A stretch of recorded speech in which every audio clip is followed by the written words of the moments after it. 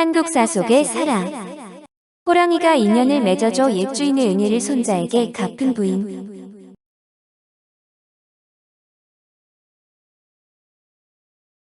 재상가의 부인이 어려서부터 그 집에서 지낸 여종을 매우 귀여워했는데 나이가 17에서 18세에 이르자 고운 성품에 빼어난 미모를 갖추게 되었습니다.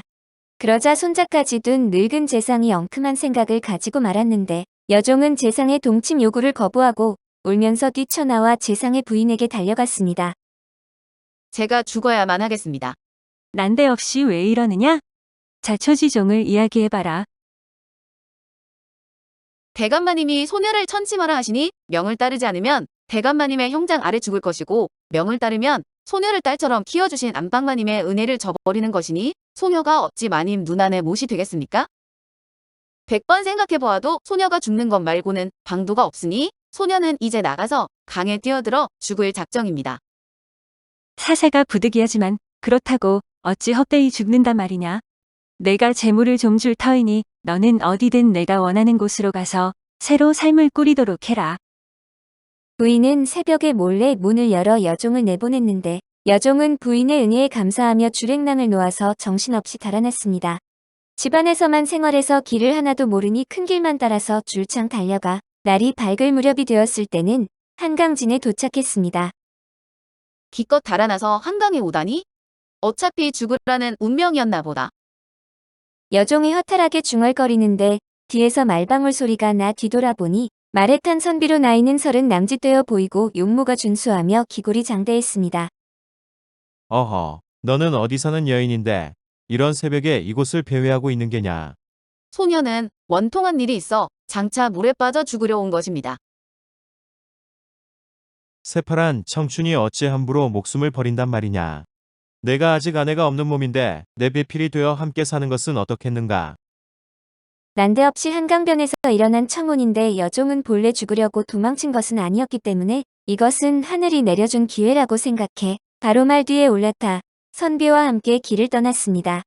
조선 후기에 오면 노비들이 재산을 많이 모으는 경우들이 있었지만 노비가 재산을 모은다고 해서 신분이 바뀌지는 않았습니다. 그래서 재산을 가지고 낯선 동네로 옮겨가 신분을 감추고 사는 일들이 종종 생겼고 양반 집에서는 이런 종들을 다시 잡아오곤 했는데 이를 가리켜 추노라고 불렀습니다. 한편 한때는 떵떵거리고 살던 재상가가 재상내외가 죽고 손자가 장성한 때에 이르러서는 쫄딱 망해서 띵이를 걱정할 판이 되었습니다. 손자는 집안에서 도망친 노비들이 여기저기서 잘 산다는 말을 듣고는 그들을 잡아서 한 재물을 챙겨야겠다고 생각하고는 혼자 집을 나섰습니다.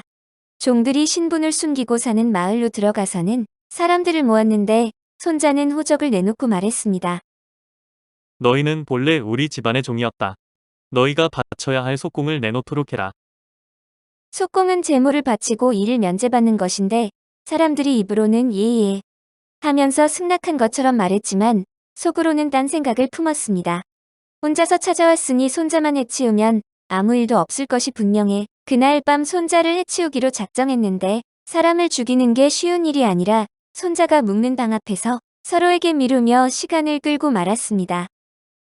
손자는 방 밖에서 나는 소리에 잠이 깨었는데 가만 들어보니 자기를 죽이겠다는 이야기라 문 반대편 벽을 잇는 힘껏 발로 착 무너뜨리고 방을 빠져나왔습니다. 그 소리에 이리 탈로 난 것을 안 사람들이 손에 칼과 몽둥이를 들고 손자를 쫓기 시작했는데 손자가 불이 나게 울타리를 뛰어넘는 순간 어디선가 나타난 호랑이가 손자를 획 물어버렸습니다. 호랑이다. 사람들이 모두 놀라서 자리에 엎드렸고 잠시 후 고개를 들어보니 호랑이는 온데간데 없이 사라진 뒤였는데 호랑이에게 물려갔으니 죽은 건 당연지사라 손에 피를 묻히지 않고 일이 해결되어 다행이라고 생각했습니다. 호랑이는 기절한 손자를 잡아먹지 않고 자기 등에 올려놓고는 어디론가 쏜살같이 달려가더니 한 집 대문 앞에 손자를 내려놓고는 가만히 앉아있는 것이 아닌가요?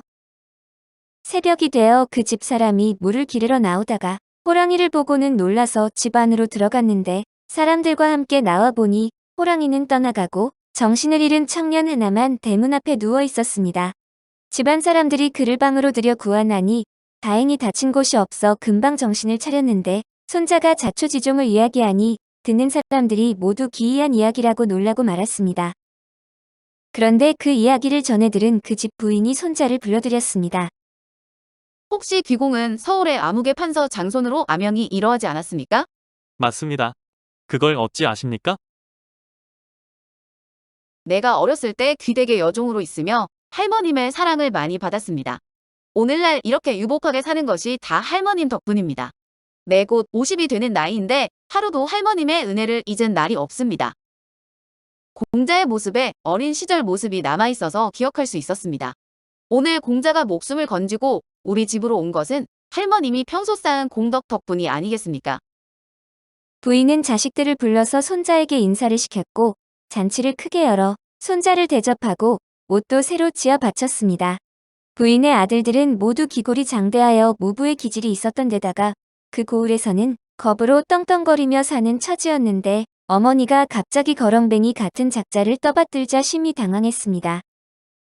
어머니가 예전에 종이었다 하니 이 말이 새어나가면 우리 체면은 어찌 되는가. 저자를 죽여서 입막음을 해야 한다. 아들들이 이런 생각을 하는 것을 부인도 알았지만 그런 사실을 모르는 손자가 집으로 돌아가겠다고 인사를 하는 통에 부인은 일단 손자를 만류한 뒤 한밤중에 은밀히 손자를 불러 말했습니다. 내 아이들이 기질이 거세어 공자를 해칠지도 모릅니다. 혼자 돌아가는 것은 좋은 일이 아닐 것 같습니다. 그럼 이 일을 어찌하면 좋겠습니까? 제게 늦둥이로 낳은 홍랑이라는 딸이 있습니다. 지금 나이는 16이고 성품과 용모가 모두 빼어납니다.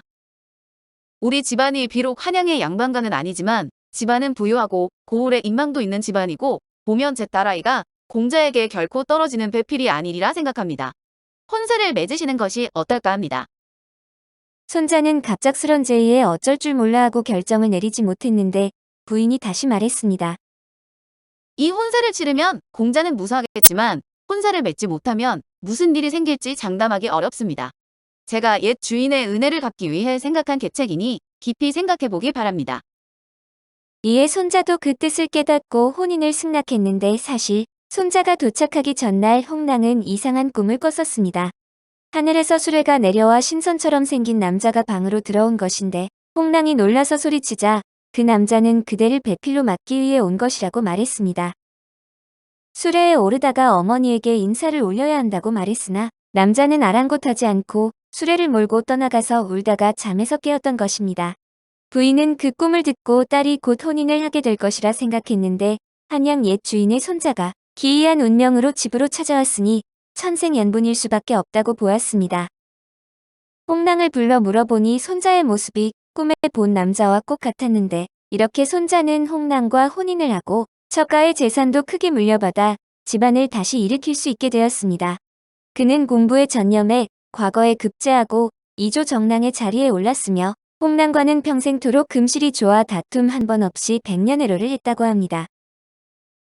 오늘 한국 사속의 사랑은 호랑이가 인연을 맺어줘 옛 주인의 은혜를 손자에게 갚은 부인이었습니다.